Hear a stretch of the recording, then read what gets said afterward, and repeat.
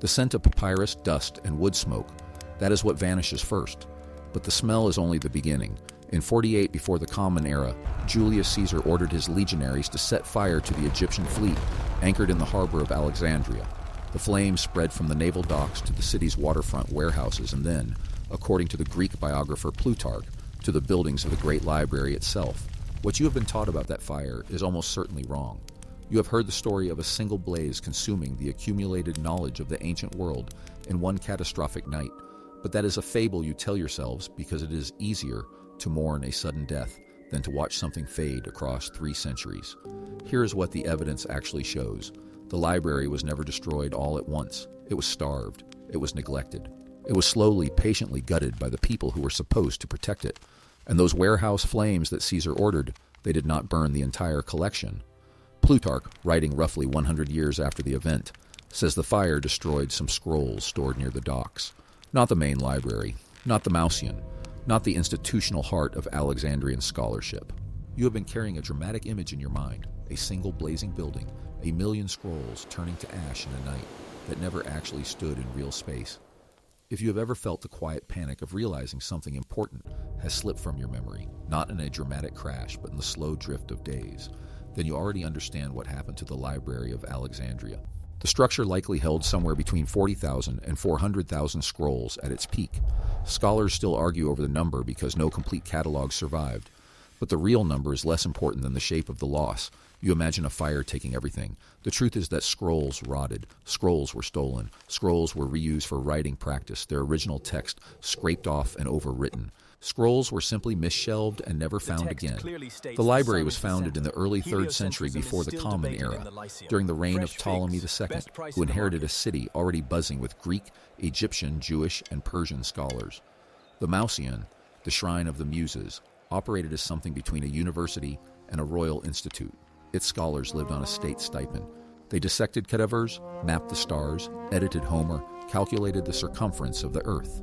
The library was not a single room but a system of collections, some housed in the main complex near the royal palace, others stored in the Serapeum, the temple of Serapis in the Egyptian quarter of the city. You have been told the library was a monument. It was actually an ecosystem, and ecosystems, when deprived of resources, do not burn. They wither. The decline began when Rome absorbed Egypt, when the Ptolemaic dynasty fell and the funding stopped. The Roman emperors did not hate knowledge, they simply had no interest in paying for it. The library's membership rolls stopped being maintained sometime around the 260s of the Common Era. The stipends dried up. The scholars drifted away to Pergamon, to Constantinople, to Antioch. By the year 275, whatever remained in Alexandria's collections was likely destroyed during the conflict between the Roman Emperor Aurelian and the Palmyrene queen Zenobia, whose armies fought through the city and left the Brachian district, the library's original neighborhood, in ruins. But wait, here's where the story gets stranger. You have probably heard the version that blames Caliph Umar, the 7th century Arab ruler who supposedly ordered the library's destruction after the Muslim conquest of Egypt. The story claims the Caliph said, "If those books agree with the Quran, they are unnecessary. If they disagree, they are harmful. Burn them." You may have encountered this tale in a book, a documentary, or an online post. It is a very satisfying piece of villainy. The only problem is that no contemporary source records it. The earliest mention of the Umar story appears roughly 600 years after the conquest in the writings of a 13th century Christian historian named Bar Hebraeus. Most modern scholars, including the British-American historian Bernard Lewis, treat the story as a later legend designed to discredit Muslim rule. As Lewis put it, "It is surely time that the Caliph Umar and Amr ibn al-As were finally acquitted of this charge." The Caliph Umar story collapses under the weight of its own 600-year gap, but most people never hear that part. They just absorb the myth. If you want to keep excavating these buried layers of history, the ones that expose how our shared stories are built, subscribe so you do not miss the next piece of the excavation. And after what you just learned, drop the word legend in the comments if you have ever encountered that Umar tale and believed it. You will see how many of us were raised on the same ghost story. So who really erased the knowledge? The answer is more unsettling than a single villain. The library was not murdered. It was orphaned. The Ptolemies built it as a tool of royal prestige, not as a permanent institution.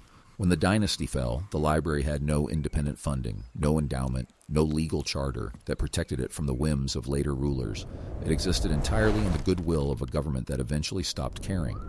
You have felt this in your own life, the project that everyone loved until the budget was cut, the archive that no one maintained because there was no money for a dedicated archivist.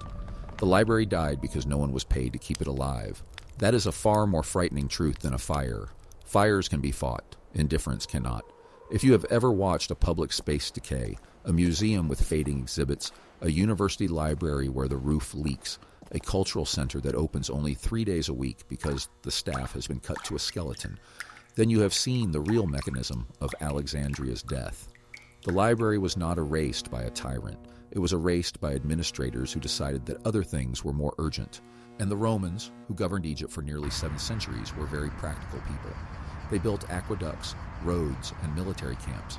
They did not fund obscure research into the diameter of the moon. Here's where the psychological machinery starts to reveal itself. You have a deep need to believe that the Library of Alexandria was destroyed in a single dramatic event. That need is not about the library. It is about you. A single catastrophe gives you a clean story. A gradual decay gives you a mirror. The ancient world collapsed not because of barbarians at the gates, but because a civilization stopped investing in its own mind. You are living inside a civilization that is doing the same thing right now. Public funding for libraries, archives, and research institutions has been declining across the Western world for decades. You know this. You feel it when your local library reduces its hours, when your university cuts its humanities department, when you read that a government agency has stopped digitizing its historical records because the budget was reallocated. The fall of Alexandria is not a history lesson. It is a prophecy that is already unfolding around you, but you have been trained to look away. When you hear the phrase burned library, your brain supplies the image of a dramatic, conclusive fire, the kind that makes for a good painting or a dramatic lecture. You unconsciously prefer the myth because the myth has an ending. The myth lets you close the book. The truth, that the library dissolved across 3 centuries through underfunding, neglect, and administrative choices, does not give you closure. It gives you homework. It asks you to look at your own institutions and ask whether you are letting them starve. The Romans were not stupid. They understood that knowledge had no immediate economic value. Scrolls did not feed the army. Manuscripts did not repair the aqueducts. And so they made a series of small decisions, not to renew the Mausion contract, not to appoint a new chief librarian, not to protect the manuscript collection from the humidity of the Delta, that collectively ensured the library would vanish without a dramatic act of violence. The single-fire myth comforts you because it suggests that only a catastrophe could destroy something so great. The truth is that nothing so great could survive 1,000 small cuts. And here's where the mirror turns directly toward you. You live in a world with more information than any library could ever hold. Every phone in your pocket contains more words than were stored in all of Alexandria. And yet you are losing your own knowledge at the same rate that the Ptolemaic librarians lost theirs. You scroll past articles you intend to read later. You bookmark pages you never revisit. You trust cloud services that could vanish in a corporate bankruptcy. You are living through a second Alexandria, this one digital, distributed, and just as fragile as papyrus. The only difference is that you cannot smell the smoke. Consider the clay tablet now sitting in a climate-controlled room at the British Museum. It was fired in the city of Nineveh around 650 before the Common Era. The tablet records the Epic of Gilgamesh, a poem older than Homer by at least 1,000 years. It survived the fall of the Assyrian Empire. It survived the burning of Nineveh in 612 before the Common Era. It survived 2.5 millennia buried under rubble and dust. It survived because the clay was baked, and baking makes the text permanent. Papyrus rots. Clay endures. The Alexandrian librarians wrote on the most fragile medium they could choose, and that decision, as much as any emperor's neglect, determined what you do not know today. You have been told that the loss of Alexandria was a tragedy for science, but the specific things lost reveal a pattern that tells you more about your own biases than about ancient history. The works of Aristarchus of Samos, who argued that the Earth orbited the Sun roughly 18 centuries before Copernicus, have almost entirely vanished. Only a single text of his survives, a treatise on the sizes of the Sun and Moon that mentions his heliocentric model only in passing. The works of Eratosthenes, who measured the circumference of the Earth to within a few % accuracy, survive only in fragments quoted by later authors. The library's complete collection of Babylonian astronomical records, spanning more than 700 years of observations, is gone. You mourn Alexandria as a symbol, but you rarely ask what specific mathematics, what medical procedures, what maps of coastlines that no longer exist disappeared when the papyrus turned to dust. If you have felt the weight of that question, what specific mathematics, what maps vanished, you have already touched the pattern that tells you more about your own mind than about the past. Subscribe to keep walking through the hidden architecture of what you were never taught, because the most dangerous knowledge is the knowledge you do not know is missing. In the comments, name one lost work or one erased discovery that haunts you most. If you have ever felt the quiet weight of all the books you will never have time to read, you already know the emotion of a librarian in late antique Alexandria. The collection was too large to copy, too fragile to protect, too valuable to discard, and so the librarians did what humans always do when faced with overwhelming abundance. They prioritized. They copied the texts that aligned with the current intellectual fashion. They let the obsolete, the obscure, the philosophically inconvenient rot on the shelves. The Ptolemies had a rule. Every ship entering the port of Alexandria had to surrender any scrolls it carried for copying. The copies were returned to the owners. The originals were kept for the library.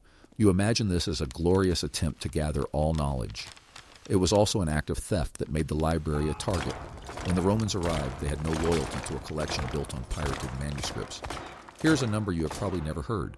Of the estimated 2 million lines of Greek literature produced between the 8th century before the Common Era and the 2nd century of the Common Era, less than 1% survives today. 1%. The losses are not random. The texts that survived did so because they were copied continuously by institutions that had a stake in their preservation. Monasteries, imperial courts, wealthy families with a librarian on retainer. The Library of Alexandria held the rest, scattered across its shelves, and when the shelves collapsed, the vast majority of ancient human thought collapsed with them. You do not know what you lost. You cannot even imagine the shape of the loss because the loss itself erased the catalog. The psychological mechanism at work here is one you enact in your own life every single day. You have a limited attention budget. You allocate it to the things that seem urgent, interesting, or profitable. The ancient, the fragile, the difficult to access, you let those slide. The Alexandrian librarians were no different. They had a collection that outgrew their ability to maintain it. They chose to preserve the works that brought prestige to the Ptolemaic court, the edited Homer, the mathematical proofs, the medical treatises that could be sold to wealthy patrons. They did not prioritize the mundane records, the tax documents, the letters from ordinary citizens, the folk songs, the cookbooks, the shipment manifests from the spice trade. You think you lost the great works.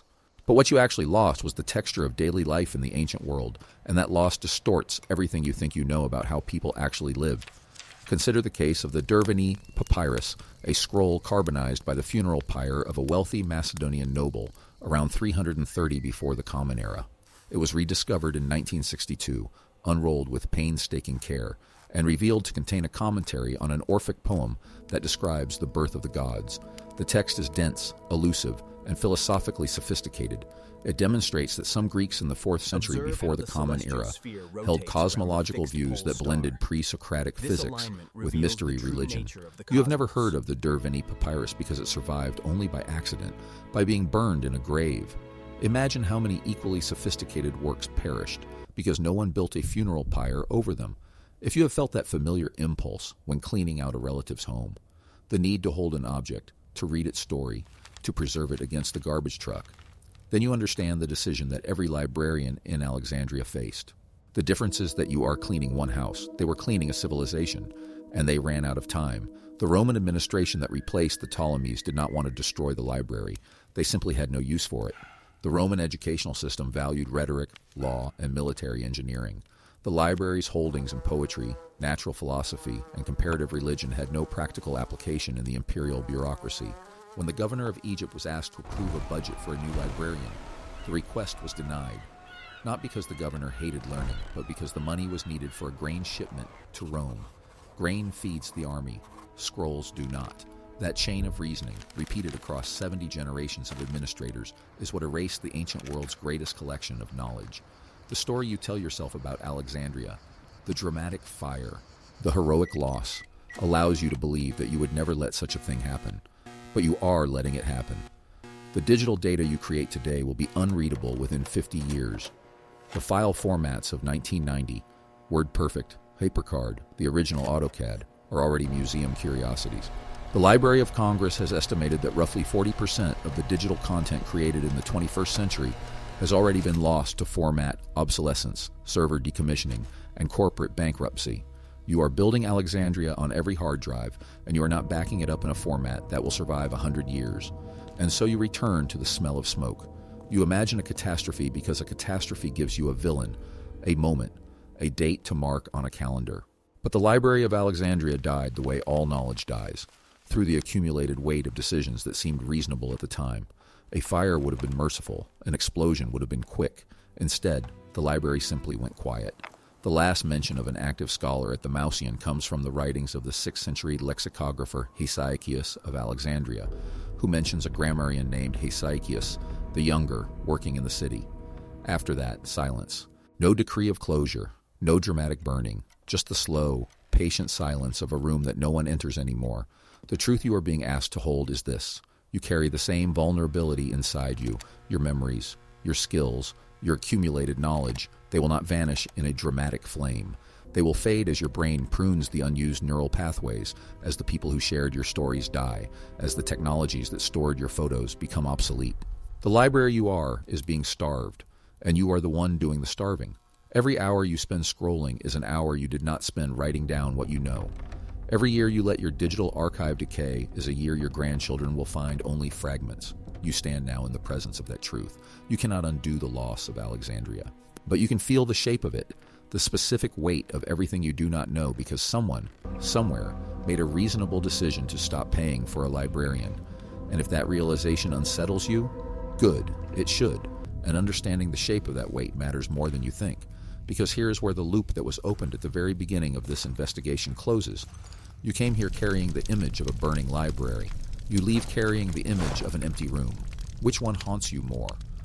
The fire is easier to grieve because it is external. The empty room is harder because you can see yourself in it. You know what it is like to walk into a space where you are supposed to feel something, curiosity, reverence, the hum of collective effort, and feel only the quiet of neglected shelves. The final paradox of the Library of Alexandria is that its true nature was always hidden in plain sight. The institution was not a warehouse of books. It was a mirror of the society that built it. The Ptolemies wanted a library that would make Alexandria the intellectual capital of the Mediterranean. They got a library that reflected their ambition, their ruthlessness, and ultimately their mortality. The city still stands. The harbor still holds ships. But the mind that animated the city, the restless, acquisitive, obsessive drive to gather everything and understand nothing, that mind has been gone for nearly 2,000 years. You walk through a museum of your own psychology every time you open a history book about Alexandria. You have felt the loss of the library your entire life. Not the loss of specific scrolls or authors. You cannot mourn what you never knew, but the loss of something larger, something you can only sense as an absence. When you read a Roman author quoting a Greek author who is now lost, you feel it. When you hear that a text existed but disappeared between one century and the next, you feel it. That feeling is not regret for ancient knowledge. It is recognition of your own impermanence projected onto history. The library died the way you will die, not all at once in a single decisive moment, but gradually in a series of small relinquishments that seemed insignificant until they accumulated into a silence. You have just seen yourself in the fire that never happened, and the slow, unrecorded neglect that erodes every living mind. If you want to keep walking through the hidden architecture of your own psychology, subscribe, because what comes next is not about ancient ruins, but about the archive you are building and losing right now in your own life. Drop the word silence in the comments if you recognize the accumulation of small relinquishments in your own story. The question you are left with is not what was lost. The question is what you will do with the awareness that you are losing yourself in the same way, not through catastrophe, through neglect, through the reasonable decision to prioritize the urgent over the important, through the cultural assumption that knowledge, once acquired, stays acquired, through the quiet trust that someone else is keeping the archive, that someone else is preserving the photographs, maintaining the server, transcribing the oral histories, binding the journals. Alexandria teaches you that there is no someone else. There is only the librarian and the budget and the choice that seems reasonable at the time. You are sitting in a room right now that will one day stand empty. The books you own will be boxed and sold. The digital files you have accumulated will be accessed on software that no longer runs. The knowledge you carry, the memories, the skills, the stories your grandparents told you, will die when the last person who holds them dies. That is not a tragedy. That is the natural cycle of human consciousness. The tragedy is believing that you have more time than you actually do. The tragedy is thinking that the library of your own mind will last forever without maintenance, investment, and the patient labor of attention, the scent of papyrus, dust, and wood smoke. You know now that the smell is not what you thought it was. It is not the smell of catastrophe. It is the smell of time. And time, unlike fire, is patient enough to wait for every reasonable decision to be made before it takes what it came for. You can feel the shape of the loss. You can hold the weight of everything you do not know. And in that weight, you can feel the library of everything you still have time to preserve. The empty room is waiting. What you choose to fill it with, that is the only question that was ever important. The Alexandrian librarians did not know they were failing. They woke up each morning, walked past the shelves, and believed there would be time tomorrow. There is a name for this error. Cognitive scientists call it the optimism bias, the systematic tendency to underestimate the probability of negative outcomes, especially ones that arrive gradually. Every administrator who denied a budget increase believed the library would survive one more year without the funding. Every scholar who postponed copying a fragile scroll believed the scroll would last until next season. The library was not destroyed by malice. It was destroyed by 1,000 reasonable postponements, each one justified by the same silent logic. Not today. You have made the same calculation today. You have postponed something, a conversation, a decision, an act of preservation, because the urgency of the moment outweighed the importance of the thing itself. You told yourself you would return to it. You believed there would be time. That belief is the engine of every cultural collapse that has ever occurred. Not fire, not invasion. The quiet certainty that tomorrow will be a better day to do what matters. The Library of Alexandria did not burn. It deferred itself out of existence. Here is the final layer of the mirror. When you think about the library, you imagine a foreign world. Ancient Egypt, Greek scholars, scrolls written in languages you cannot read. But the psychological structure that killed the library is alive in your own mind right now. You have a limited store of attention. You allocate it to the loud, the immediate, the urgent, the quiet things, the letter you should write, the language you wanted to learn, the family history you promised to record. Those wait. They wait until the shelf collapses and you realize, with a jolt of recognition, that the time is past. You cannot rebuild the Library of Alexandria. You cannot recover the lost plays of Sophocles or the complete works of Aristarchus. Those are gone, and the shape of their absence will remain as a permanent gap in human understanding. But you can feel the gap. You can hold the shape of it in your mind and let it teach you something about the fragility of your own knowing. The library is not a monument you visit. It is a condition you inhabit. Every thought you have is a scroll on a shelf. Every moment you do not write it down is a small act of neglect. The smell of papyrus and wood smoke was never the smell of disaster. It was the smell of attention finally arriving, too late to save the thing it was looking for. You have arrived here, in this moment, with your attention intact. The question is not what you will save. The question is what you will stop postponing. The empty room is not a tragedy. It is a space waiting to be filled with the only thing that can survive time, the act of paying attention to what matters before it is gone. The library is you, and you are still here.